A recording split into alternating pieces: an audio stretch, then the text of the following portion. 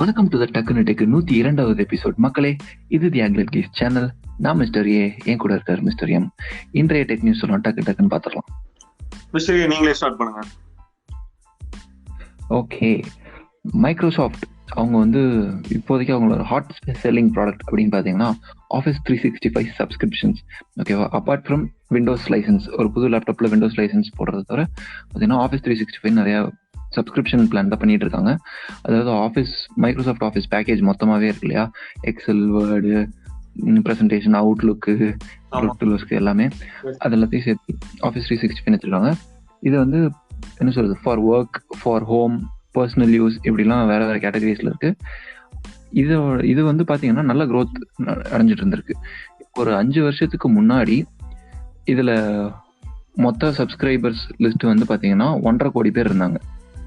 இப்போ 4 கோடி பேர் இருக்காங்க இந்த இதுக்கு சப்ஸ்கிரைப் பண்ணியிருக்கவங்க மட்டும். ஓகே, சாரி, முதல்ல 15 கோடி பேர் இருந்தாங்க, இப்போ 40 கோடி பேர் இருக்காங்க. சாரி. ஓகே, ஸோ இது பத்தாது, இன்னும் நல்லா பூஸ்டப் பண்ணும் அப்படின்றதுக்காக என்ன பண்றாங்கன்னு பார்த்தீங்கன்னா ஆஃபீஸ் 365 அப்படின்ற பேரையே மாத்திட்டு இனிமேல் மைக்ரோசாஃப்ட் 365 அப்படின்னு சொல்றாங்க. அதுல ப்ரைஸில் எந்த சேஞ்சுமே பண்ணல, ப்ரைஸ் அதே ப்ரைஸ் தான் வச்சுருக்காங்க. ஸ்டார்ட்ஸ் அட் எவ்வளோ, $69.99 பர் மந்த்னு நினைக்கிறேன். சாரி, கரெக்டாக தெரியல, சாரி. ஆமாம், $69.9 பர் மந்த் தான் நினைக்கிறேன். ஆமாம், சீப்பஸ்ட் பிளான் பார்த்தீங்கன்னா இதில் பார்த்தீங்கன்னா எக்ஸ்ட்ரா நிறைய ஃபீச்சர்ஸ் எல்லாம் ஆட் பண்ணுறாங்க. அதில் தான் ஹைலைட்டாக நிறைய விஷயம் பண்ணியிருக்காங்க. என்னென்ன ஃபீச்சர்ஸ் மாதிரிலாம் பார்த்தீங்கன்னா, என்ன சொல்றது, சைல்டு சேஃப்டி. இப்போ ஃபேமிலிக்காக நீங்கள் வாங்குறீங்க அப்படின்னு பார்த்தீங்கன்னா உங்கள் குழந்தைங்களோட ஆண்ட்ராய்ட் ஃபோன்லேயே கூட நீங்கள் இந்த ஆஃபீஸ் 365 மைக்ரோசாஃப்ட் 365 இன்ஸ்டால் பண்ணி வச்சுட்டு உங்கள் ஃபோன்லேருந்து அந்த ஃபோனை ஃபுல்லாக கண்ட்ரோல் பண்ணலாம். அவங்க ஸ்க்ரீன் ஆன் டைம் எவ்வளோ வச்சுக்கணும் அப்படின்றத கண்ட்ரோல் பண்ணலாம், எந்தெந்த ஆப்ஸ் யூஸ் பண்ணலாம் அப்படின்றத கண்ட்ரோல் பண்ணலாம், அப்புறம் அவங்களோட இன்டர்நெட் யூசேஜை மானிட்டர் பண்ணலாம். இந்த மாதிரிலாம் பண்ணிக்கலாம். ப்ளஸ் அது போக புதுசாக கார் ஓட்டுறாங்க அவங்க குழந்தைங்க அப்படின்னா அவங்க கார் டிரைவிங் மோடுன்னு கூட ஒன்று தனியாக வச்சுருக்காங்க. ஸோ அவங்க டிரைவிங் பிஹேவியர்ஸ் எல்லாம் மானிட்டர் பண்ணலாம். ஃபஸ்ட்டு ரொம்ப ஓவர் ஸ்பீடாக போனால் உங்களுக்கு காமிச்சு கொடுத்துரும். இந்த மாதிரி எல்லாம் நிறையா ஃபீச்சர்ஸ் இருக்குது. ப்ளஸ் இது போக என்ன சொல்கிறது, இன்னுமே எக்கச்சக்கமான ஃபீச்சர்ஸ் புதுசாக ஆட் பண்ணி வச்சுருக்காங்க. எல்லாத்தையுமே வச்சு பார்க்கும்போது ஆஃபீஸ் 365 இன்னொரு லெவலுக்கு கொண்டு போகிறதுக்கான எல்லா முயற்சியுமே கரெக்டாக பண்ணியிருக்காங்க அப்படின்ற மாதிரி தான் தோணுது. ஆமா, ரொம்ப நல்லா பண்ணியிருக்காங்க. அஸ்யூர் இன்டெகிரேஷன் கொண்டு வந்துட்டாங்க, ஏஐ இன்டெகிரேஷன் கொண்டு வந்திருக்காங்க. ப்ரெசன்டேஷன்ல இப்போ யாராவது ப்ரெசென்ட் பண்ணோம்னா இப்போ நான் பேசும்போது நிறைய சொல்லுவேன், நிறைய சொல்லுவேன், இதெல்லாமே நோட் பண்ணிட்டு நீங்க இந்த மாதிரி இது வரும்போதெல்லாம் தான் மிஸ் பண்றீங்க, ஸோ இதை ப்ராக்டிஸ் பண்ணுங்கன்ட்டு நம்மளோட ப்ரெசன்டேஷன் ஸ்கில்ல கூட பூஸ்ட் பண்ணுதாமா. இது எல்லாமே பிரைஸ்ல எதுவுமே சேஞ்ச் பண்ணாம அதே பிரைஸ்ல இந்த ஃபீச்சர்லாம் இன்ட்ரோடியூஸ் பண்ணிருக்காங்க. ஆமா, இப்போ நீங்க ஏதாவது டெக்ஸ்டால டைப் பண்றீங்க, எழுதுறீங்க அப்படின்னா கூட அதுல இருக்க இப்போ கிராமர்லயே இதுலயே இன்டெகிரேட் பண்ண மாதிரி கிட்டத்தட்ட அந்த அளவுக்கு ஃபீச்சர்ஸ் கொடுத்துருக்காங்க. நீங்க இந்த வேர்ட்ஸ் எல்லாம் நிறைய தடவை இந்த வேர்ட்ஸ் ரிப்பீட் பண்ணிருக்கீங்க, அதெல்லாம் மாத்திருங்க அப்படின்னு சொல்லி சஜஸ்ட் பண்றது, இது மாதிரியும் நிறைய ஃபீச்சர்ஸ். அப்புறம் எக்ஸல்லையும் கூட என்ன சொல்றது, நீங்க டொமேட்டோ அப்படின்னு வச்சீங்கன்னா அது ஒரு டேட்டா டைப்பா வச்சீங்கன்னா கூட இது ஒரு ஃபுட் டேட்டா டைப் அப்படின்ற மாதிரி எல்லாம் ப்ரோக்ராம் பண்ணி வச்சுக்கலாமா. ஸோ தட் நீங்க எந்த டே டு டே டாஸ்கா இருந்தாலும் அந்த டே டு டே டாஸ்க் கிட்டத்தட்ட ஒரு ப்ரோக்ராமிங் லெவல்ல கஸ்டமைஸ் பண்ணி வச்சுக்கலாம், ட்ராக் பண்ணலாம் அப்படின்றது ரொம்ப நல்ல ஃபீச்சர். ஆமா. ஓகே, என்னோட ஃபர்ஸ்ட் நியூஸ் என்னன்னா, ஹுவாவேயோட எக்ஸிகியூட்டிவ் ஒரு இன்டர்வியூல அவரோட சோகத்தை வெளிப்படுத்தியிருக்காரு. என்னன்னா, யூஎஸ் இப்போ ஹுவாவே பேன் பண்ணனால ஹுவாவேனால யூஎஸ்ல மட்டும் இல்ல, வேர்ல்டு ஃபுல்லாவே அவங்க யூஎஸ் இன்ஃப்ளூயன்ஸ் பண்ணாங்க, இந்த மாதிரி அவங்களோட பிசினஸ் வைக்க கூடாது அப்படிங்கிற மாதிரி சொல்றாங்க. அதனால அவங்களோட பிசினஸ் பயங்கரமா அடி வாங்கிடுச்சு. இப்போ அவங்க லேப்டாப்ஸ், போன்ஸ் எல்லாம் சுத்தமாவே மூவ் ஆகுறது இல்ல, ரொம்ப கம்மி. இப்போ இந்தியாங்கிற பெரிய மார்க்கெட் போச்சு, யூரோப்ல ஹுவாவேக்கு ரொம்ப நல்ல பேர் இருந்துச்சு. இதுக்கு முன்னாடி K30 Pro வரைக்குமே ஹுவாவே ரொம்ப நல்ல போன் மார்க்கெட் யூரோப்ல. கரெக்டா அந்த யூஎஸ் பேன் போட்டாங்க, இப்போ ஃபுல்லா முடிஞ்சிச்சு. அவங்க சேல்ஸ் ரொம்ப கம்மி. இப்ப சைனால மட்டும்தான் நல்லா போயிட்டு இருக்கு. இப்ப என்னன்னா, யூஎஸ் கிட்ட நாங்க எவ்வளவுதான் பேச ட்ரை பண்ணாலும் அவங்க பிடிக்க மாட்டாங்க. இப்ப அவங்கள சுத்தமா அப்ரோச் பண்ண முடியல, இத எங்களால சால்வ் பண்ணவும் முடியல அப்படின்ட்டு ரொம்ப வருத்தத்தோட சொல்லியிருக்காரு. ஓகே, எல்லாம் அந்த ட்ரம்ப் பண்ண வேலை. ஆமா, ஸ்பாட்டிஃபை அவங்களோட கிட்ஸ் ஆப்பை வந்து யூஎஸ், கனடா, ஃப்ரான்ஸ் 3 கண்ட்ரியில் அன்வெயில் பண்ணியிருக்காங்க. கிட்ஸ் மோட் அப்படின்னு என்னென்னு பார்த்தீங்கன்னா ages 3 and above up to ஒரு 10 இயர்ஸ் வரைக்கும் இந்த மாதிரி குழந்தைங்களுக்கான கண்டென்ட்டாக ஃபுல்லாக வச்சுருக்காங்க. இப்போவே ஆல்மோஸ்ட் எவ்வளோ சொல்கிறது, ஒரு 8,000 சாங்ஸ் பக்கம் வச்சுருக்காங்க. 8,000 சாங்ஸ் பக்கம் கிட்ஸ் ரிலேட்டட் சாங்ஸ், மோஸ்ட்லி இந்த ரைம்ஸ், கார்ட்டூன் சாங்ஸ் அது மாதிரி. அது போக என்ன சொல்கிறது, இந்த ஸ்டோரி புக்ஸ் இருக்கு இல்லையா, குழந்தைங்களுக்கு ஸ்டோரி கேட்குற மாதிரி, அதை வந்து ஆடியோ புக்காக வச்சுருக்காங்க. ஸோ நீங்கள் ஸ்பீக்கரில் போட்டு விட்டு குழந்தைக்காக கதையை ப்ளே பண்ண விட்டுட்டு நீங்கள் பாட்டுக்கு போய் தூங்கிடலாம் அப்படின்ற மாதிரி. ஆமாம், அதுவும் பார்த்தீங்கன்னா ஒரு இப்போ already 100 hours plus audio books இருக்குது. லைப்ரரி எக்ஸ்பேண்ட் ஆகிட்டே இருக்கு. சூப்பர், நல்ல ஃபீச்சர் தான் கண்டிப்பா. ஆமாம் ஆமாம். ஓகே, என்னோட அடுத்த நியூஸ் என்னன்னா, இப்போ நமக்கு இன்டர்நெட்லாம் எப்படி ஒர்க் ஆகுதுன்னா, மெயினா நிறைய ஆப்டிகல் கேபிள்ஸ் கடல் கடியில பைப் போட்டு நிறைய கண்ட்ரிஸை கனெக்ட் பண்றதுனாலதான் இன்டர்நெட் ஒர்க் ஆகுது. இந்த இப்போ இருக்க கெப்பாசிட்டி வந்து நல்ல பெரிய கெப்பாசிட்டி தான் வச்சிருக்காங்க, ஒன்னும் பிரச்சனை கிடையாது. இப்போ எல்லாருமே இன்டர்நெட் யூஸ் பண்ணிட்டு இருக்காங்க. பட் சப்போஸ் அதுல ஏதாவது பிரேக் ஆச்சுன்னா அங்கதான் பிரச்சனையா இருக்கு. ஏன்னா வருஷத்துக்கு அட்லீஸ்ட் 100 times ஆவது இங்க வந்து பிரேக்கேஜ் இருக்குமாமா இந்த பைப் லைன்ஸ்ல, கண்ட்ரி டு கண்ட்ரி ஒரு ஆப்டிகல் கேபிள்ஸ்ல. இப்போ வேர்ல்டுமே லாக்டவுன்ல இருக்கனால இப்ப என்ன பிரச்சனைனா, ஆளுங்க போய் பிக்ஸ் பண்றதுக்கு கஷ்டம், ஆளுங்க கிடைக்கிறது கஷ்டம். அப்படி ஆளுங்கெல்லாம் கிடைச்சாலும் ஒவ்வொரு போர்ட், இப்போ யூஎஸ்ல இருக்கு, அதுக்கப்புறம் இன்னொன்னு கியூபால இருக்குன்னு வச்சுக்கோங்க. இந்த ரெண்டோட கனெக்ஷன் போச்சுன்னா, இப்போ யூஎஸ் போர்ட் கிட்ட நம்ம பெர்மிஷன் வாங்கணும், கியூபா போர்ட் கிட்டயே பெர்மிஷன் வாங்கணும். சோ இந்த மாதிரி நிறைய பிரச்சனைகள்லாம் இருக்காமா. இதெல்லாம் தான் எப்படி சமாளிக்க போறாங்கன்னு தெரியலங்கிறதா இப்போதைக்கு டெக்ல ஒரு பயப்படுற நியூஸ். ஆமா, இந்த லாக்டவுன் பீரியட்ல எல்லாரையும் உயிரோட வச்சிருக்கிறதே இந்த இன்டர்நெட் மட்டும்தான். அதுவும் போச்சு, எல்லாரும் ஒருத்தன் திங்க ஆரம்பிச்சிருவாங்க. ஓகே, டிஃபென்ஸ் டிஸ்ட்ரிபியூட்டட் அப்படின்னு ஒரு யூஎஸ் கம்பெனி. யூஎஸ்ல வந்து துப்பாக்கியே பார்க்க முடியாது இல்லையா, யாருக்கிட்டையுமே துப்பாக்கியே கிடைக்காது. ஆமா, இந்த மாதிரி சூப்பர் மார்க்கெட்ல கூட துப்பாக்கி கிடைக்காது. அந்த மாதிரி ஒரு பாவப்பட்ட ஒரு யாரும் துப்பாக்கி முடியாது. அதனால இவங்க என்ன பண்ணிருக்காங்கன்னா 3D printed guns அப்படின்னு சொல்லிட்டு ஒரு கான்செப்ட் கொண்டு வந்தானுங்க கொஞ்சம் வருஷத்துக்கு முன்னாடி. ஓகேவா, ஸோ அந்த அது வந்து நெட்ஃபிளிக்ஸ் ஃபார் கன்ஸ் அப்படின்ற மாதிரி. அது கிட்டத்தட்ட நீங்க ஒரு இயர்லி சப்ஸ்கிரிப்ஷன் ஃபீ $50 அப்படின்னு கொடுத்துட்டீங்கன்னா அவங்க அப்டேட் பண்ற கன்னோட என்ன சொல்றது, இந்த ப்ளூ பிரிண்ட் அதெல்லாம் வந்து உங்களுக்கு எப்போதுமே ஆக்சசிபிளா இருக்கும். ஓகேவா, ஸோ அந்த ப்ளூ பிரிண்ட்ஸை வச்சு நீங்க வீட்டுல ஒரு 3D பிரிண்டர் வச்சிருந்தீங்கன்னா நீங்க ஒரு பிளாஸ்டிக் கன் செஞ்சுக்கலாம்.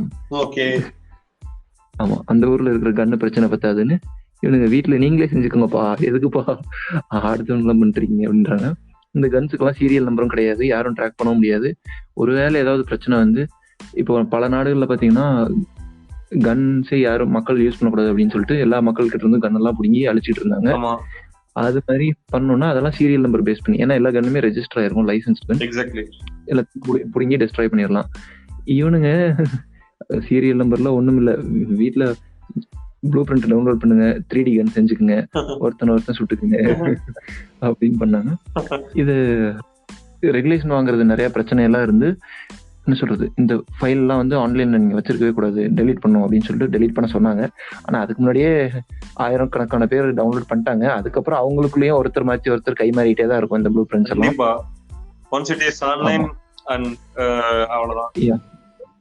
S, it's online forever. அதான் இதுல ஹைலைட்டான மேட்டர் என்னன்னா, அவங்க வந்து திரும்ப அவங்களோட அபிஷியல் பிளாட்ஃபார்ம்லயே வந்து இந்த ப்ளூ பிரிண்ட்ஸ் திரும்ப கொண்டு வர ஆரம்பிச்சிட்டாங்க. அதுக்கு அத்தாரிட்டிஸ் கிட்ட பெர்மிஷன் எல்லாம் வாங்கி அபிஷியலாவே வர ஆரம்பிச்சிட்டாங்க. ஓகே, சூப்பர் இல்ல? சூப்பர். ஆக மொத்தம் 2 சியர்ஸ் தான். ஆமா, ஓகே. யுஎஸ் காரங்க கொரோனா வைரஸ் வந்தோடனே அத்தனை பேரும் வரிசை கட்டி நின்று பண்ண முதல் வேலை துப்பாக்கி வாங்குறதுதான். சூப்பர் இல்ல?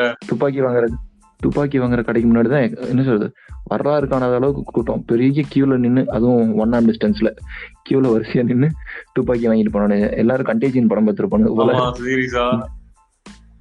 நமக்கு துப்பாக்கி இல்லைன்னா உயிர் வாழ முடியாதுன்னு அவசர அவசரமா அடிச்சு பிடிச்சிட்டு வந்து துப்பாக்கி வாங்கினானுங்க. இப்ப 3D பிரிண்ட் பண்ணிக்கீங்களா? எனக்கு தெரிஞ்ச அடுத்த ட்ரம்ப் நீங்களாம் என்ன வேலைக்கு வாங்க, உங்களுக்கு கன்னு தரன்னு சொல்லணும்னு சொல்லுவாங்க. ஆமா.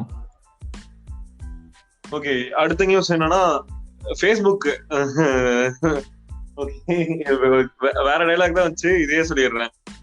நாயை குப்படி நடுத்து வீட்டுல வச்சாலும் அது அதோட வேலையை தான் காட்டுன்னு சொல்லுவாங்கல்ல, அதுதான் காமிச்சிருக்காங்க. இப்போ ஜூம் தான் நிறைய பேருக்கு அட்லீஸ்ட் இந்த மாதிரி ரிலாக்ஸிங்கா இருக்கு. ஏன்னா நிறைய பேர் ஜூமோட growth பத்தி நம்மளும் பேசிட்டே இருக்கோம். இந்த மாதிரி எல்லாருமே ஜூம் தான் யூஸ் பண்றாங்க. எல்லாருமே வீட்டுல அடைஞ்சிருக்காங்க, ஜூம் வச்சுதான் மத்தவங்கள பாத்துக்காங்கிறது. ஓகேவா? இப்போ அதுல சைன்இன் பண்ணும்போது Facebook வச்சு சைன்இன் பண்ணீங்கன்னா உங்க டிவைஸோட டீடைல்ஸும் அப்படியே Facebook அடைய போட்டுறாங்களாமா. இது தெரிஞ்சு Facebookோட ஆக்சஸ் வந்து ஜூம் iOS வந்து தூக்கிட்டாங்க. இப்போ வந்து நேத்து ஒரு அப்டேட் விட்டுருக்காங்க. அதுல எப்படின்னா நீங்க Facebook லாகின் பண்ணலாம், பட் ஆனா ப்ரௌசருக்குள்ள போயிட்டு அது ஆத்தரைஸ் பண்ணாதான் நீங்க உள்ள லாகின் பண்ண முடியுங்கிற மாதிரி. முன்னாடி வந்து Facebookோட SDK டைரக்டா இருக்கும், அதை வச்சு டைரக்டா போயிடலாம். பட் அவனுக்கு விட்டனால அவனுக்கு டேட்டா எல்லாம் திருட ஆரம்பிச்சானுங்க. அதனால இப்போ இப்படி போயிடுச்சு. ஓகே, என்ன கேட்டீங்கன்னா என்ன சொல்றது, முதல்ல வந்து ஜூம் அவங்களோட இது தெரியாமலா ஜூம் ஆப் இருந்திருப்பாங்க, இது தெரிஞ்சுதான் இருந்திருப்பாங்க. பட் அப்போ வந்து அவங்களுக்கு என்ன சொல்றது, யூசர் பேஸ் க்ரோ பண்றதுக்காக தான் எல்லாருமே போட்டி போடுவாங்க. அதுக்காக போட்டி போட்டுட்டு தான் எல்லாருமே இந்த ஃபேஸ்புக் லாகின் எஸ்டிகே இன்கார்பரேட் பண்றதே. அந்த மாதிரி தான் இவங்க பண்ணியிருப்பாங்க. இப்போ இவங்களுக்கு ஹை டைம் இல்லையா, ஸ்பாட் லைட்ல இருக்காங்க. இப்போ இவங்க எந்த தப்பு பண்ணாலும் எல்லாருக்கும் பளிச்சுன்னு தெரிஞ்சிடும். அது உடனே ஃபேஸ்புக்கை தூக்கிட்டாங்கன்னு தான் தோணுது. ஆமா, அதே மாதிரி அவங்க காசியஸா இருக்காங்கிறது ஒரு நல்ல விஷயம் தான். ஆமா ஆமா. ஓகே, இப்போ அடுத்த நியூஸ் என்னன்னு பார்த்தீங்கன்னா, இன்டெலுக்கு இது போதாத காலம். ஏன்னா இன்டெல் இப்போ நம்ம சொன்னோம் இல்லையா, மேக் இப்போ வரப்போகிற ஜென்ரேஷனில் மேக் புக் எல்லாத்துலேயுமே பார்த்தீங்கன்னா ஆப்பிள் வந்து இன்டெல் சிப்ஸ் எங்களுக்கு பத்தலை, நாங்கள் இன்னும் பெருசாக எதிர்பார்க்குறோம் அப்படின்னு சொல்லிட்டு அவங்களே டிசைன் பண்ணுற ஒரு ஏஆர்எம் ப்ராசஸர் தான் யூஸ் பண்ண போகிறாங்க அப்படின்ற மாதிரி பார்த்துட்டு இருந்தோம். ஸோ அடுத்த வருஷம் தான் வந்து ஆப்பிள் மேக் புக்ஸ் எல்லாம் நல்லா சேல் போக போகுது அப்படின்ற மாதிரி ஒரு ப்ரெடிக்ஷனில் இருக்கிற நிலமையில இப்படி இன்டெல் சிப்ஸை யூஸ் பண்ணாமல் ஏஆர்எம் போகிறதுனாலயே இன்டெலுக்கு பெரிய அடி தான். அதில் ரெண்டாவது அடியாக என்ன வந்திருக்குன்னு பார்த்தீங்கன்னா, இன்டெலுக்கு ஹெவி காம்படிட்டர் இந்த X86 ஆர்கிடெக்சரில் இன்டெலுக்கு ஹெவி காம்படிட்டர் இருக்கிற ஒரே ஆள் பார்த்தீங்கன்னா ஏஎம்டி தான். ஏஎம்டி ஒரு தரமான ப்ராசஸர் சீரீஸ் ரிலீஸ் பண்ணியிருக்காங்க. அதில் அது வந்து இப்போ ஒரு ஏசர் ஃபஸ்ட்டு வந்து ஏசஸ் லேப்டாப்பில் வந்துச்சு, டெமோலாம் காமிச்சிருக்காங்க. அதோட பர்ஃபார்மன்ஸ் வந்து பார்த்தீங்கன்னா வெறும் 35 வாட். யூஸ்வலாக இன்டெல் ப்ராசஸர்ஸ் இதெல்லாம் பார்த்தீங்கன்னா 45 to 50 வாட் ரன் ஆகும். இது வந்து வெறும் 35 வாட்டில் ரன் ஆகுது. 35 வாட்டில் ரன் ஆகும் போதும் பார்த்தீங்கன்னா 3.3 GHz. அதாவது இன்டெல் வந்து பூஸ்ட் ஆனாலே வந்து டர்போ பூஸ்ட் அப்படிலாம் சொல்கிறாங்களே, அப்படி ஆனாலே 3.1 3.2 அந்த ரேஞ்சுக்குலாம் தான் இருக்கும். ஆனால் இந்த லேப்டாப்ஸ் ஏஎம்டியோட புது ப்ராசஸர் பார்த்தீங்கன்னா நார்மலாக ரன் ஆகுறதே 3.3ல ரன் ஆகுது, பூஸ்ட் ஆச்சுன்னா 4.4 வரைக்கும் போகுது. ஸோ ஆமாம், பர்ஃபார்மன்ஸில் வந்து இதை இன்டெல் கில்லர் அப்படின்னு சொல்லி தான் ஹைப்பெல்லாம் கொடுத்துருந்தாங்க. ஆனால் ஹைப்பு எந்த அளவுக்கு கொடுத்தாங்களோ அதை முழுக்க முழுக்க நிறைவேற்றிருக்காங்க, சிறப்பான சம்பவம் செஞ்சிருக்காங்க. ஸோ இன்டெல் மொபைல் பக்கமாக வாங்க, கொஞ்சம் செஞ்சு விடுங்க. ஆமாம், அதனால இன்டெலுக்கு இது போதாத காலம். ரொம்ப நல்ல நியூஸ்.